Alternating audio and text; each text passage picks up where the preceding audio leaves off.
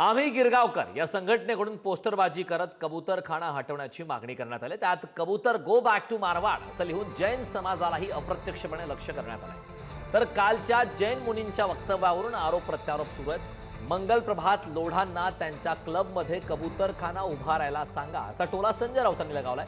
कबुतरांप्रमाणे माणसाला जगण्याचा अधिकार आहे असं हर्षवर्धन सपकाळ म्हणाले। कुणाच्याही भावनेचा अनादर करणार नाही असं स्पष्टीकरण चंद्रशेखर बावनकुळे यांनी दिलंय। कबूतर गो बॅक टू मारवाड राजस्थानच्या पोस्टरचा आशय त्या ठिकाणी पाहायला मिळाला। कबूतरखान्यांच्या संदर्भात भारतीय संविधानामध्ये असं काय म्हटलंय का कबूतरखाने व्हायलाच पाहिजेत किंवा कबूतरखाने हटवू नयेत? मरीन लाईन्सला एक जैन क्लब निर्माण झालेला आहे लोढांचा जिमखाना, आपल्याला माहीत असेल। ग्रँड मेडिकल जिमखाना होता, तो जैन समाजाने घेतला। तर त्याचं जे मैदान आहे त्याच्यामध्ये कबूतरखाना करावा ना, 100% करावा। आम्ही तिथे त्यांना दाणे घालायला येऊ कबुतरांना। हिंदुहृदय सम्राट बाळासाहेब ठाकरे यांच्यासारखा भूतदयावादी नेता नव्हता।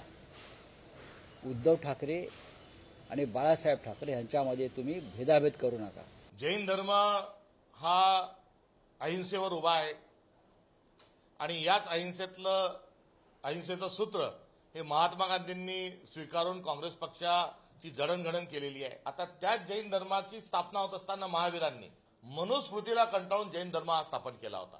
कबुतरांना जसं घर मिळालं पाहिजे, कबुतरांना जसं जिवंत राहण्याचा अधिकार आहे तसा माणसांनाही जिवंत राहण्याचा जो अधिकार आहे हा देखील अत्यंत महत्वाचा आहे। आणि यामध्ये जे मंगलप्रसाद लोढाजी जे आहेत यांच्याकडे आम्ही वारंवार मागणी करतोय की त्यांनी या प्रश्नातून एक मार्ग काढावा आणि लोढा कबूतर टॉवर एक याच्यासाठी उभारून द्यावं।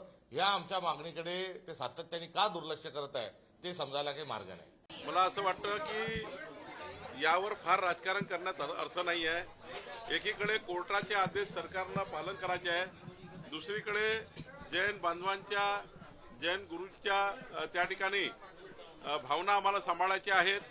त्यांच्याही भावना आहे, सरकारला त्या ठिकाणी कोर्टाची ऑर्डर आहे।